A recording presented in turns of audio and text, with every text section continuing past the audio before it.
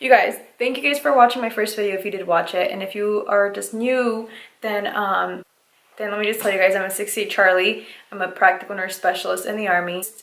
And these videos are just kind of to go over what I went through in my experience in the course, just to help you guys if you're interested in this MOS, or if you're going to basic training soon or going to reclass to this MOS. Hopefully these videos are a little bit helpful for you guys. So what I'm going to do is kind of read some of the questions off that I got in the video. I also did have people message me. So some of the questions I got: do you have to have experience prior to getting this MOS? No, you don't. You don't have to be a nurse. You don't have to have any kind of college like prereqs or anything. You can graduate from high school, and if this MOS is available, you can go straight into basic training and straight into a Charlie course. You don't have to have any nursing experience. It would be helpful, I'm sure, to you in this course if you had any type of medical like background. So I was a medical assistant before I joined, which is kind of like what led me to want to pursue nursing. Some of the people in my class were CNAs, which is a nurse assistant, and they did pretty good in the class. I mean, because at least for the basic skills, they already kind of had an idea, and they'd been doing it because they'd been working as CNAs before. So that helped them. Some people were phlebotomists, so they, that was also helpful for them because as a nurse, you draw blood and you do IVs. So yeah, if you have any nursing experience already, I'm sure it would be really helpful to you in this course. It might be like a breeze to you. You might, just breeze through the course. You don't have to though. Another question was, do you, when you graduate, have an associate's, or do you have any sort of degree? No, you don't. When you graduate the course, you have a license. So you're just a licensed practical nurse. The Army, if you're enlisted and you're active duty, you get $4,000 a year of tuition assistance. So if you wanted to continue your education and get your RN, it's very, very possible. Another question was, if you're already an LPN, how does that work? So if you're already an LPN, because this happened while I was in AIT, there was a girl who was already an LPN. She came in as an LPN. She went to basic training and then went straight into like her duty station. She didn't have to go through AIT. She didn't have to go through the phase 1, phase 2. She didn't have to do any of that because she already had her license. So it would have been pointless for her to do that. And I think her process was longer. I'm not sure why, but it took her a little bit longer to actually get a duty station. But eventually she is working at a hospital now. So another question I had was, what were the barracks like in Fort Sam? In Fort Sam, we were not in barracks. So this is how it works, you guys. There's two phases, okay? There's phase 1 and phase 2. When you graduate basic training, you go straight into phase 1 of 68 Charlie, and then you're there for about, I want to say it's like 3 months, and then you go into phase 2. So phase 1, we were in open bays. There was like 60 girls to one bay. And if you've ever watched Orange is the New Black, this is a really bad example, but if you've ever watched Orange is the New Black and you've seen like the open bay and they have like all these beds and stuff, that's kind of how it was, except we had bunk beds and lockers. So the only thing that separated one bed to the next bunk bed was lockers, and they were like back to back, and there was just, all lined up all throughout the entire bay. There was about 60 girls in there. We had about, I want to say like 12 showers, maybe 10 showers. I don't remember exactly, but I think like 12 or 10 showers for 60 girls. So you have no privacy there. The most privacy you get is if you hang a sheet like from your bed to your locker and you like close yourself off from like the next person. That's it though, but you still have a bunkmate. That's phase 1. There was no barracks. I think it's different now. I hear that it's different. I think that maybe after we left, the new class that came in was assigned to barracks, which is really nice because then you have a room with a bathroom and maybe like even a little kitchen area or something. We didn't have that.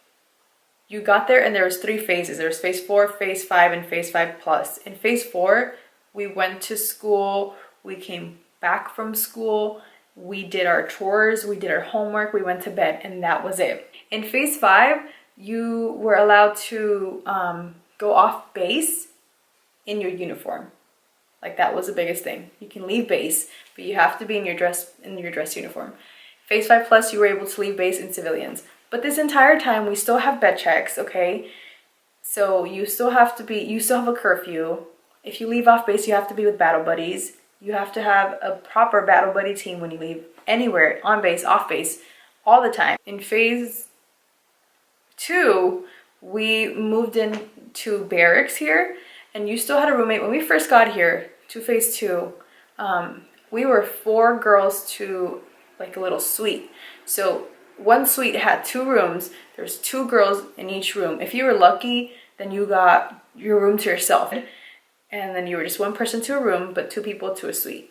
In those barracks, we had a kitchen, we had like a stove, we had 1 bathroom, we had a fridge, we had a little like eating area. So that was here at Fort Lewis. I don't know how other phase 2 sites work. I don't know if they have, you know, very nice dorms. I don't know about that. There's a girl I work with who went to, she went to El Paso, but she said that phase 2 was a blast for her. She had, you know, so much freedom. We didn't have that. We still have vet checks in phase 2 here. 8 o'clock was vet check, so that means that after class is over, like around 5, you're able to go wherever you want. If you have a car, you can leave off base. You can do whatever you want, but you have to be back by 8 o'clock because there will be a sergeant at your door making sure that you're there. Phase 1, we went over a lot of anatomy, physiology, nursing, like basic nursing fundamentals, okay? In phase 2, you go over disease processes. You go over every single body system. You go over medications. That's a really big thing in phase 2. And then you do clinical hours. So for us, we did clinicals. So every week we'd have a test, and then like for 2 weeks we'd have clinicals. And that's how it pretty much worked. And you went to every single floor. You went to med-surg, you went through peds, you went through labor and delivery, you go to mother-baby, you go to the mental health floor, and we also did like the child development center. We went to the VA, and these different like clinical rotations, you pretty much, that's where you get your basic nursing skills down. I gotta go check on my dogs. So I'm gonna show you guys the book that we actually used in my class when we were in the course. This is like one of the books. We had a ton of books, but this is one of the books. I can pick it up because it's really heavy. Oh God. This is a Foundations in Adult Health Nursing book. This is the book that we used. I mean, it's huge. I wouldn't recommend buying this book because I think it might be outdated by now. I'm sure that if you come into the course, they will give you brand new books because they take care of everything. Like they'll give you all the books that you need. The only thing that I purchased was my stethoscope. And that I actually had already from when I was a medical assistant. And all it is like a Littman, and it's like the cheapest one. It's like 40 bucks or something. So that's the only thing that we had to purchase ourselves. That, and in phase 1, we had to pay like 40 bucks to have our fingerprints done, because since you get your license through Texas Board of Nursing, you have to send in your fingerprints and get like a background check.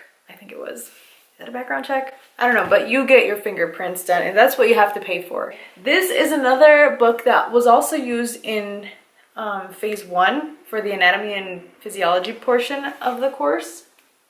It's also really old, don't buy it. I mean, I'm sure they'll give you guys new ones. One book that I think would be very helpful to anybody who's gonna do this course, or anybody who is already in this course, is this book.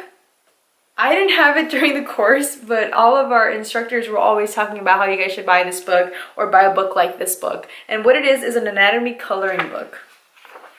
That's a bad page to open to. I don't know why. I just randomly opened the book. But like it has different pictures you can color with like numbers and stuff, and it'll tell you what it is. Like every bone, every muscle, everything. Everything.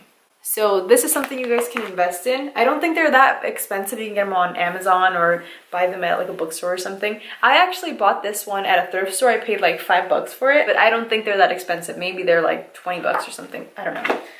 That's something you can do. Go to your local thrift store, you guys. Go to your local Goodwill. Go to your local, I don't know, Salvation Army, whatever is near you that's a thrift store, and go through their book section. They have so many good books. This is a medical surgical nursing book. Look at this book, you guys. I paid like $1.25 for it. You guys, I paid like 90 cents for this. Not kidding. Again, I paid like 90 cents for this. Another book that would probably be good to purchase, LPN and NCLEX, like review book. They might have them at a thrift store, or you can get them online. That I didn't purchase myself because they do give you one when you go to the course. But if you just kind of wanted to have a little bit of knowledge on everything that they teach us, then you can probably buy one of those books, and it's just review. So it has everything that's going to be in the NCLEX, and you can probably just review that before you even go into the course, and you'll have a little bit of knowledge on everything. Another book I had that I actually found in the Barracks, but really helped me when I was studying for the NCLEX, was this NCLEX PN. It's like a bunch of questions, and it gives you like the rationales for every question. But like I said, they take care of you guys. They give you guys all the books that you need in the course. They're not gonna just let you fail. Like, this is the biggest thing that I have to say about this course. In this course, the instructors will literally give you like every single thing you need to know to pass the course, okay? They will teach you everything that you need to know. They will teach you what you need to know. It's like, you know what you're gonna need to study for to pass the test. And as you go through the course, you'll start picking it up like, oh, okay, I'm sure they're not gonna talk about this. They're probably gonna talk about this. And so you know kind of what to study for as you go through the course. You need to find a balance, and you need to know how to manage your time, because you can get out of class at 5 and come back to the barracks or the bays, be super exhausted. Barracks or bays, if you're in phase 1 or phase 2, be super exhausted and just want to sleep. That's what I remember feeling like. I just wanted to sleep. Like, I was falling asleep in class. I was literally taking caffeine pills when we were in class in phase 1, because that's how tired I was. Because you wake up at 5 in the morning, or you wake up before that, because you have to be in formation for PT at like 4:50. But PT is from 5 to 6 in the morning, and then from 6 to 7 you have like that 1 hour to change, shower, and then from 7 to 8 you go to get breakfast, you go to chow, you march to the chow hall, and then from 8 to 5 you're in class. And that's how it was in phase 1. In phase 2, here we also did sort of the same thing. PT was from 5 to 6. From 6 to like 7 you had to be in class by 7. So when you get that time off during the weekends that you should be studying, or even after class and you should be studying, you just want to sleep, you want to go out, you want to be on your phone, you want to watch Netflix. That's what I wanted to do. But you need to know, you need to buckle down and like study, because people are always failing out in phase 1, like all the time. But then in phase 2, it's just like you have a test, you have presentations, you have nursing care plans that you have to turn in, you have homework. You know, there's a lot that's going on. This is a really rigorous course, so you do want to study. You definitely want to make time. There are some people who never studied and they somehow always made it through. Like, they always just like barely made it. But those are also some of the people who failed the NCLEX. It happens, people fail the NCLEX and you can retake it one more time. But after the second time, if you fail it, then you're recycled to the needs of the army, or you just get kicked out. And we did have people who failed the NCLEX more than once. So stay tuned for more videos. Thank you guys for watching this one. Subscribe if you enjoyed this video. Give it a thumbs up if you enjoyed this video. In honor of this video, I'm wearing my Victoria's Secret pink army shirt.